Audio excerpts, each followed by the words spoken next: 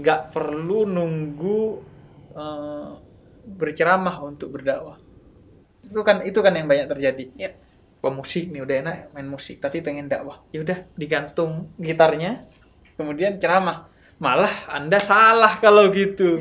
Anda berarti masuk ke wilayah yang bukan wilayah Anda gitu. Betul.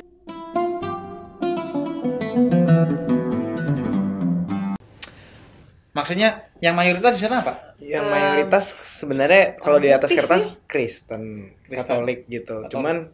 Cuman mereka sendiri udah nggak practicing agama itu sendiri gitu. Jadi kayak ya akhirnya jadi ras sih Bib kalau ngomongin minoritas. Kalau yang taat gitulah. Mereka juga punya mentalitas gitu nggak sebagai mayoritas ya? Sebenarnya trennya lagi gitu sih Bib. Di sana juga. Iya, di barat sih. Tapi bukan soal agama sih, bukan, masih lebih keras. Lebih keras. Agama tuh ya, kalau ras memang jejaknya di sana kuat. Iya, somehow tuh kalau agama mereka bisa agak lebih adem walau orang-orang itu ujung-ujungnya kalau ngomongin ke muslim ngomonginnya lu teroris. Ya, jadi Islamofobia ujung-ujungnya. Islamofobia. Tapi yang lebih merasa meninggi itu dia when it comes to race sih. Iya. Gitu. Makanya jadi fenomena global itu. Benar, global, tapi lucunya nih Bib, gua ngelihat orang-orang kayak gitu kok merasa paling yang punya tanah segala macem, nggak being respectful. Gua balik ke Indonesia, kok yang kayak gitu orang-orang gua ya gitu. Jadi kayak ini awkward position banget gitu. Jadi balik lagi ke tadi kan, kalau agama hanya lo hayati sebagai sebuah peribadatan, nggak buat merubah diri lo, maka mau muslim non muslim sama aja. Ya. Tapi kalau agama itu dianggap sebagai sebuah penghayatan, bukan hanya peribadatan, maka akan merubah diri kita. Iya.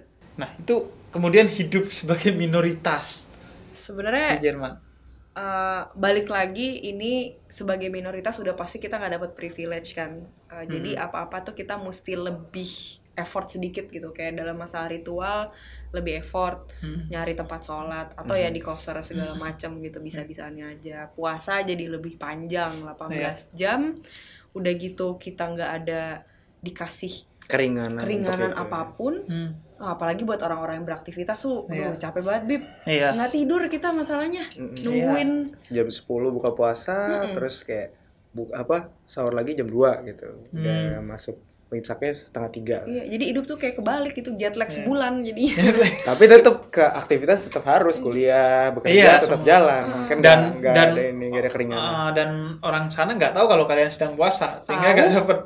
Iya, mereka tahu. Oh lagi Ramadan ya, iya. Cuma kayak udah. Udah. Ya udah. Cuma nanya nanti bisa makan lagi kapan? Jam 10. Wow, parah ya. Oh gitu.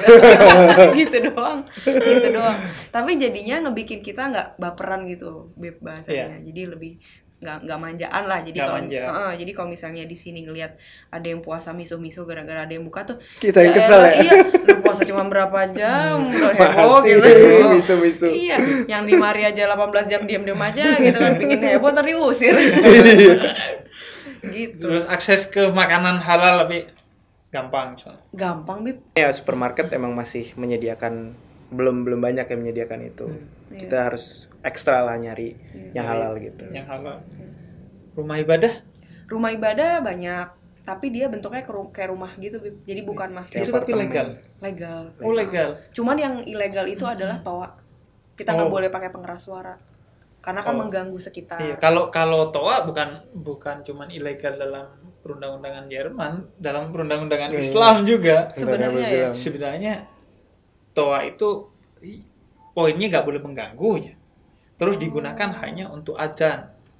Tapi praktisnya nggak begitu ya Praktisnya nggak kan. Kalau di sebagian kita buat sholawatan, bahkan buat nyetel ayat Quran. Padahal kalau nyetel ayat Quran itu memang betul-betul nggak boleh.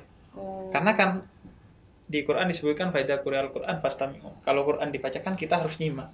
Kalau ibu-ibu yang lagi motong bawang terus tiba-tiba masjid nyetel Quran, harus nyimak nih. Jadi nggak boleh karena masjid kan ada di perkampungan, maka nggak boleh suara keluar itu ayat Quran. Akhirnya orang jadi nggak nyimak kan. Tapi akhirnya kayak di prank gitu. Kita kalau lagi mau ngeprank orang, setel aja ayat Quran di masjid gitu. Nanti, ayo lo harus dengerin lo. Iya. Jadi ya ini sih.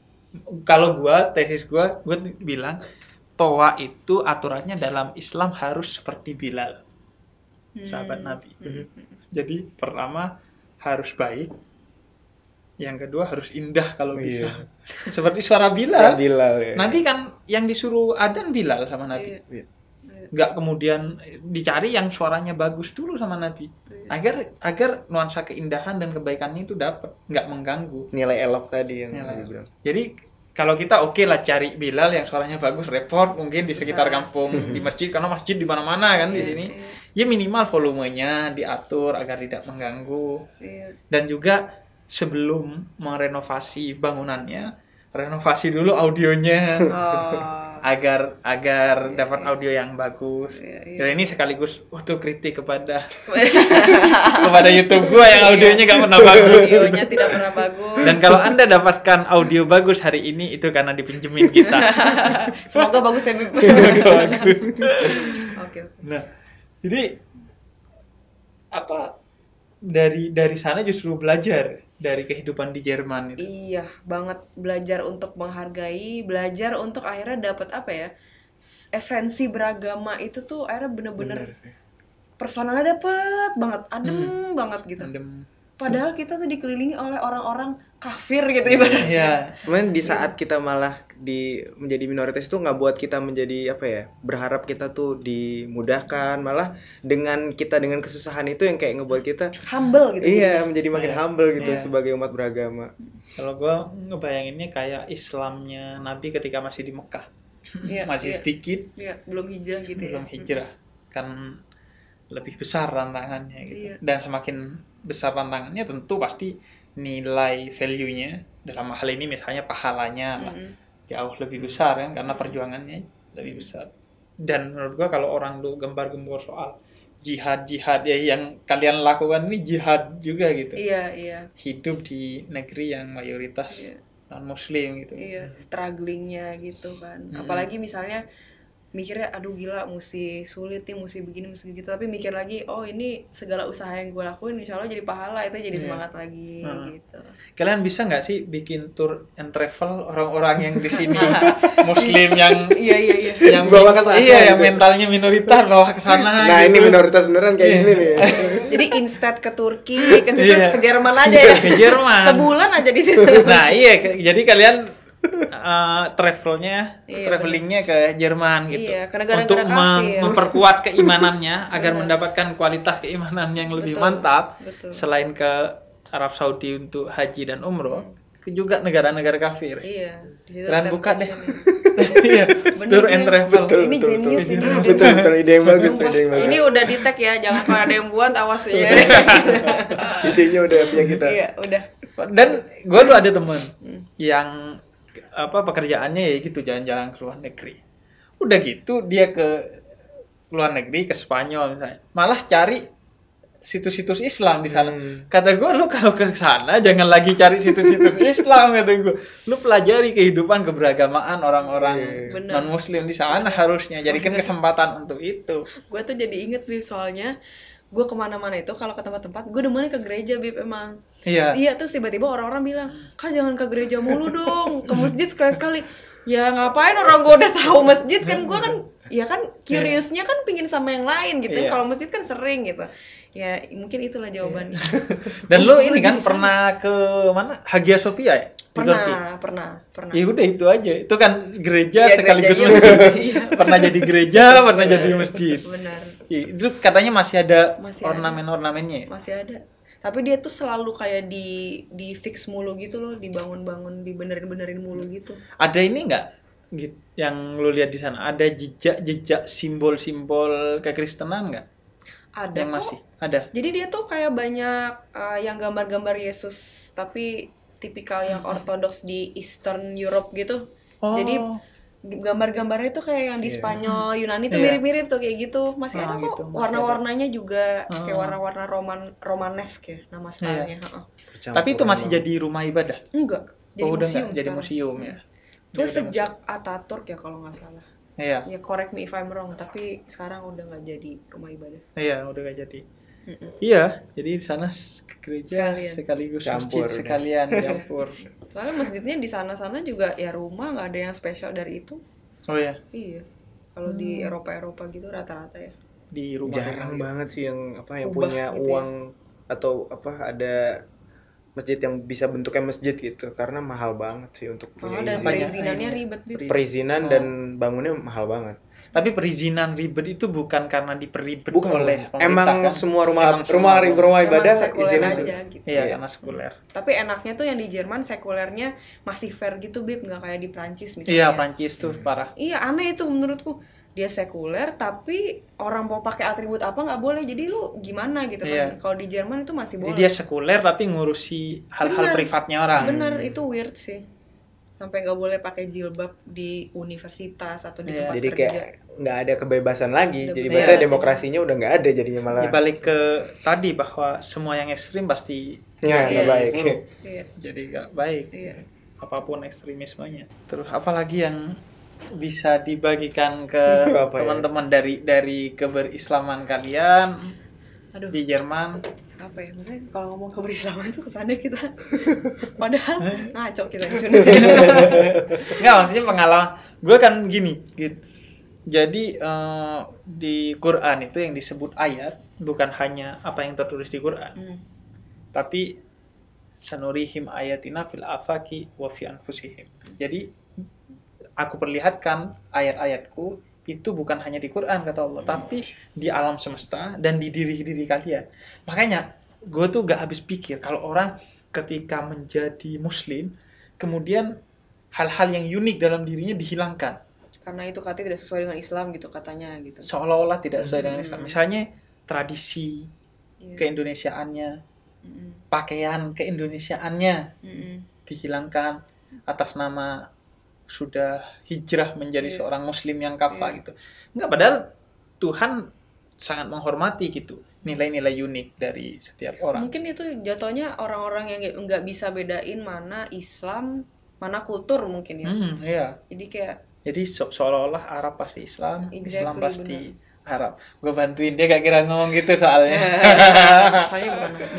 Kalau yang ngomong Habib nggak dicela. Soalnya saya yang punya Arab, saya menyerang diri saya sendiri. Jadi maksud gue keunikan dari masing-masing lo tuh jadi pembelajaran juga sih bagi orang yang keberislaman yang lo rasain sendiri-sendiri gitu. Iya.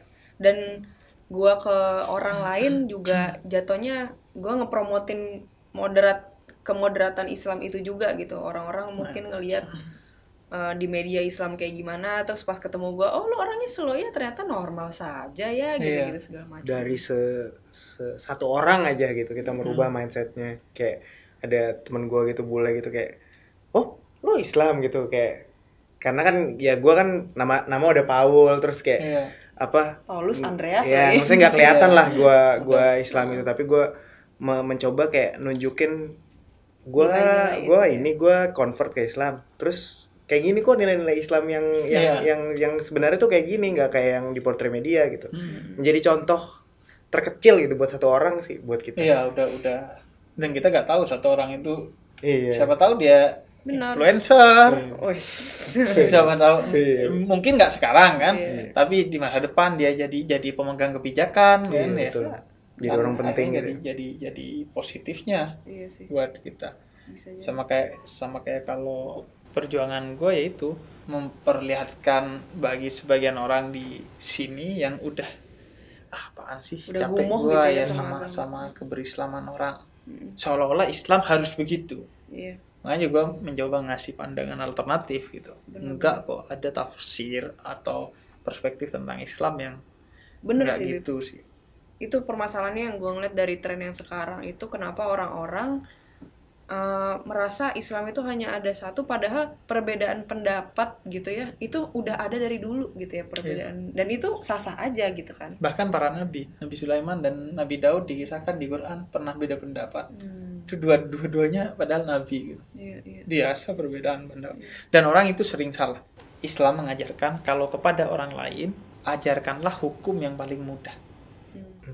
Tapi kalau kepada diri sendiri terapkanlah hukum yang paling susah gitu. ini enggak, kalau bagi diri sendiri yang muda-muda orang soal Islam itu begini. Makanya gue bilang tuh, masa orang sampai ada pertanyaan, gue ini sih kayak sedih gitu sampai orang harus nanya dulu, Bib saya non muslim boleh nggak ikut pengajian Habib? Bib saya itu nggak berkerudung boleh nggak ikut pengajian Habib? Loh kata gue ya sasaran utama gue dalam berdakwah ya kalian. Ngapain yang Islam gue dakwain udah gitu. Kalau yang Islam didakwain ntar malah lebay Islamnya nanti. Bener. Malah jadi Islam yang berlebihan gitu. Justru gitu. Orang justru akhirnya kadang sebagian salah paham gitu. Wah, berarti Habib tidak mewajibkan kerudung, bukan gitu. Itu lagi itu kebiasaan itu. Kebiasaan. Cara pikir dikotom gitu tuh. Iya kan seolah-olah kalau enggak A pasti B. Pasti B. Padahal pasti A. Spektrum tuh luas gitu. Iya, horizon tuh luas banget, dan semakin lu belajar tentang perbedaan, maka lu akan semakin santai gitu. Setuju. Ini tapi ada ini nggak kalian, ada sesuatu yang kalian sadari lakukan gitu untuk kemudian kan memperbaiki citra Islam gitu, gerakan gitu atau paling ini sih Bib, kalau sekarang gue nggak tahu ya Bib ini tuh bener apa enggak. Sekarang semua yang gue lakuin itu lebih kepingin universal aja gitu loh Bib. Jadi pun gue bikin YouTube nih, terus konten-kontennya ada yang ngomongin tentang toleransi gitu, terus ngomongin yang kayak nilai-nilai yang humanis. Itu tuh kayak pingin ibaratnya ngumpulin orang-orang deh, biar nggak usah ngebox-boxin orang di agama gitu loh. Jadi biar orang tuh sama-sama adem aja, duduk bareng gitu, ngobrol bareng gitu sih sebenarnya. Ya yang tadi ya ngobrolin tentang berlomba-lomba dalam kebaikan. Iya, itu aja sih pikirannya. Dan kalau lu lagi bikin konten YouTube pakai bahasa Inggris, itu artinya memang banyak penontonnya yang orang sana asli. Karena ada beberapa penonton gue orang Malaysia, Brunei yang bahasa Indonesianya jelek. Gitu. Tapi ada juga orang-orang kayak dari Austria, terus Jerman, terus yang lain-lain juga sih. Kayak mereka penasaran karena posisi gue tuh cukup aneh gitu. Gue orang Indonesia tapi tinggal di Jerman, terus gue Muslim, kayak gue niche banget gitu. Iya. Dan ya tadi yang kata gue kacau gitu kan. Terus meanwhile kalau di dunia influencer yang hijabi itu Bib, kalau di luar nih rata-rata tuh Arab aja gitu. Jadi representasi Muslim Asia terutama South Asia tuh kurang banget memang. Jadi gue ada sih pingin kesana, tapi itu cuma bener-bener masalah representasi doang lah. Karena gue juga capek orang mikir Muslim Arab lagi, akhirnya boleh-boleh mikir Muslim Arab gitu. Yang lain padahal Indo tuh Muslim terbesar gitu di dunia kan gitu sih. Dan secara tidak langsung itu memperlihatkan keterbukaan Islam pada budaya-budaya lain selain Arab. Bener, Islam itu bukan ras gitu kan, Islam itu ya agama. Gitu. Dan dulu juga kalian ini kan sering bikin video-video nyanyian tentang lagu-lagu Indonesia kan, sebelum Islam juga Indonesia juga kan memperkenalkan. Pokoknya apapun lah ditaruh di channel itu. Semua ya. Itu saking banyaknya waktu senggang. Kalau itu kan jeda nulis ya kan, kita jeda mulu. Selalu jeda. Tapi ini sih kayak ngomong di depan kamera kalian tuh kayak beropini itu panjang dengan bisa membuat itu sih. Itu banyak keresahan aja itu ngelihat misalnya di internet gitu kan, orang nih gue banyak banget gitu kan yang aneh-aneh. Misalnya di Twitter lihat atau di Instagram kan selalu ada tuh tiap hari, itu keresahan kita akhirnya kita luapin di situ. Karena kalau ngelihat yang di YouTube yang creator sendiri ada yang ngomongin kayak gitu ada, tapi masih jarang kan, belum mainstream gitu. Nah ini ngebikin itulah. Bikin geng ya. Bikin geng. Abi masukin kita. Kita bikin geng. Dan ini maksudnya ada isu, kemudian lu langsung aja riset dulu. Riset dan enggak maksudnya ngomong riset dan langsung ngomong. Kalau gue kan model-modelnya pikirin. Penulis beneran kayak gini emang. Seharusnya begitu. Enggak maksudnya kalau gue justru lebay dalam pengertian yang negatif gitu. Gue suka ngebayangin dulu, ini akan didengar orang akan tersinggung nggak ya? Tapi bagus Bib itu Bib. Masa? Mendingan mikir gitu daripada ntar ngomong ya tawanya ntar dibully, diserang. Enggak, tentu bukan dalam pengertian negatif gitu. Diserang pasti yang nyerang karena salah paham kan. Pasti kalau kita nggak pernah ini. Kalau gue tuh sampai salah paham pun berusaha untuk dihindari gitu. Tapi itu bagus lah, bagus. beda. Tapi kan emang bagusnya berpikir dulu yang banyak sebelum bicara gitu. Malah kita yang harusnya ngikutin Habib. Pikir dulu yang banyak. Tapi nanti konten nggak jadi-jadi. Iya. Mungkin saya tips untuk jadi YouTuber harus dikurang-kurangin. Iya, crash course lah ya. Jadi YouTuber. Audio mana yang mesti dipakai gitu. Nah, kemudian terakhir nih, gue mau minta satu persatu saran dari kalian buat channel gue. Kalian kan udah sering nonton lah. Apa yang di request dari channel lo? Atau pertama ini dulu deh, yang konten yang menurut lo paling lo asik nontonnya? Konten yang paling gue concern sih tentang sisi humanis dari Islam sih Bib. Karena kalau misalnya yang kayak haram halal atau apa bahasanya apa sih, hukum-hukum yang segala macam itu udah ada orang yang ngomongin itu gitu. Dan kalau menurut gue, kenapa akhirnya gue decide untuk memilih agama Islam lagi gitu, karena gue sempat searching juga adalah karena gue ngeliat agama itu benar-benar mencakup semuanya gitu. Bener-bener beyond, ini bukan cuma agama doang, ini way of life segala macam. Nah sayangnya hal itu yang kurang terekspos gitu. Dan gue rasa Habib tuh punya kapasitas untuk ngomong di situ gitu, yang sayangnya di Indonesia juga jarang dibicarakan gitu. Itu sekaligus sarannya berarti kan. Ya giliran memperlakukan Islam sebagai way of life justru jadi gaya hidup. Pakaiannya doang yang Islam, fashionnya doang yang Islam. Giliran betul. Maksudnya kan Islam sebagai way of life tuh emang pola pikir kemudian attitude semuanya jadi adab Islam, adab dari Islam. Dan pada akhirnya ya seperti yang kita bilang itu bersifat universal. Pada akhirnya kalau kita perhatikan, pada akhirnya ya ternyata umat dari agama lain juga menjadi yang seperti itu. Benar-benar. Dan sama ini sih Bib, tetap yang favorit gue itu adalah ketika Habib memberi platform ke Ibu Nurofia untuk ngomongin perempuan. Dia sebagai perempuan, karena karena gue waktu itu bilang sama Habib kan jarang banget tema perempuan itu diomongin sama orang yang memang ngerti, karena dia sendiri perempuan gitu. Yang ngomongin suka laki-laki yang dia nggak tahu gimana hidup jadi cewek gitu. Itu gue sangat apresiasi sekali. Mungkin pahala gue karena itu akhirnya gue dikasih platform tadi di channelnya kita. Tapi emang gue lagi pengen ngembangin itu. Jadi pengen mengajak orang-orang yang kompeten gitu untuk bikin entah media sosial, YouTube atau apapun, pokoknya di-share aja. Nggak usah nunggu apa-apa kok. Misalnya kalau mau bikin YouTube gak usah nunggu punya audio yang bagus. Saya sudah 1 tahun audio saya jelek.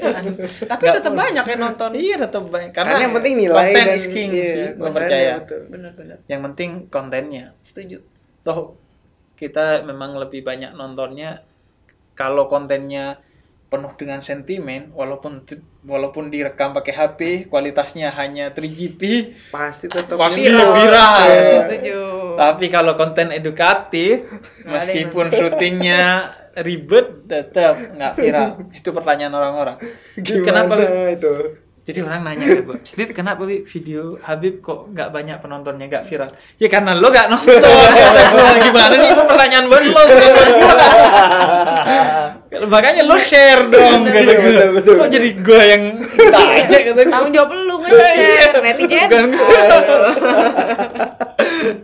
Terus kalau lo sama saran konten-konten gue keislaman, lo pengen denger konten keislaman yang seperti gue sama kayak kita sih, soal humanis itu tuh emang itu sih yang harus dan gue suka lu kayak bener-bener pendekatannya bukan soal cuma based on ayat ada tapi kayak based on bener-bener kemanusiaan itu ya, common gitu sense yang dipakai, jadinya masuk juga buat gue. Terus banyak orang-orang yang ya kayak, karena anak muda kan suka yang logical juga gitu. Sama sense. Ini Bib paling interfaith dialogue gue request. Oh iya benar. Nah gue tuh sebenarnya udah ngerencanain itu sejak beberapa waktu yang lalu sih, nyari memang yang bisa gue ajak collab, tapi belum ketemu aja. Ya belum ketemu. Nah sekalian deh buat teman-teman yang mau mengusulkan dari Kristen, Katolik, Buddha, Hindu, Konghucu atau siapapun lah aliran kepercayaan yang mau ngobrol di channel gue, atau kalian rekomendasiin siapa, tulis deh di komen. Boleh. Siapa yang ini? Biar ada contoh diskusi yang adem itu seperti apa sih gitu. Iya. Diskusi yang asik, yang adem. Jangan cuma dengan coki. Ya dong. Coki lagi. Tidak kredibel. Representasinya tidak kredibel sekali. Itu salah. Dia mungkin lagi gatel kali ya. Jadi gue sih terbuka karena bagi gue orang itu sering salah seolah-olah Islami itu berarti kemudian ngomongnya pakai ayat gitu. Atau orang kalau musik Islami berarti musik yang sholawatan. Menurut gue enggak. Yang bersifat Islami itu ketika lo menebarkan kebaikan, selesai, itu berarti Islami. Tahu gak, rencana kita nih pas di awal nih, yang gimana kalau bikin lagu religi Islam tapi musiknya kayak gereja. Soalnya musik-musik yang gereja itu bagus banget, chord-chordnya, progresnya gitu. Iya, kalau menurut gue ya. Kan jadi kan itu musik itu kan soal budaya. Kalau orang Jerman dikasih musik-musik yang Arab mungkin nggak indah di telinga mereka. Nggak apa-apa, digunakan aja chord-chordnya, tapi dengan lirik-lirik yang Islami. Dan yang dimaksud Islami, ini gue pernah ngobrol sama Fikri Rasad. Islami itu bukan berarti lo berbicara tentang sholawat, nggak mesti. Ketika lo berbicara tentang cinta kasih, gitu, lo berbicara tentang kemanusiaan, itu berarti Islami. Dan nggak perlu nunggu berceramah untuk berdakwah. Itu kan yang banyak terjadi. Yep. Pemusik nih udah enak main musik tapi pengen dakwah, ya udah digantung gitarnya kemudian ceramah. Malah Anda salah kalau gitu. Anda berarti masuk ke wilayah yang bukan wilayah Anda. Betul. Justru kalau lu pengen dakwah, lu pemusik pengen dakwah, ya udah lu bikin lirik yang membawa orang kepada kedamaian dan bermusik dengan cara-cara yang bermusik, menjadikan musik sebagai media untuk membuat orang damai gitu. Bukan malah tiba-tiba seorang pemusik ini akhirnya hijrah, kemudian malah ngomongin sesuatu yang bukan bidangnya dia gitu, tiba-tiba ngomongin hadis gitu. Takutnya ntar malah jadi salah dong. Enggak sih, yang gue lebih takut itu takutnya pekerjaan gue jadi hilang. Bener sih. Karena kan dia sudah punya platform, banyak fans. Aku nggak mau jadi les gitar, nggak mau les gitar. Nah, kalau gue mengambil. Iya, makin sempit, banyak kompetitor. Makanya banyak kompetitornya. Ya udah, Bib, nanti abis ini les main piano mau. Jadi kalau ada orang musik hijrah nggak masalah. Gue hijrah ke sana. Gue jadi musik. Iya. Impas jadi kadang-kadang. Oke, makasih Git Paul udah main ke tempat kita. Makasih. Kemudian teman-teman yang mau, ditunggu juga komen. Dan buat yang bertanya kenapa penontonnya sedikit, silahkan kalian share agar penontonnya banyak. Di like juga, di subscribe juga. Dan sampai ketemu di jeda ngobrol selanjutnya. Insya Allah di jeda ngobrol selanjutnya akan banyak teman-teman lain yang akan ngobrol. Mantap ya. Nih. Dan agar kemudian kelihatan ustadznya, wassalamualaikum warahmatullahi taala wabarakatuh. Waalaikumsalam.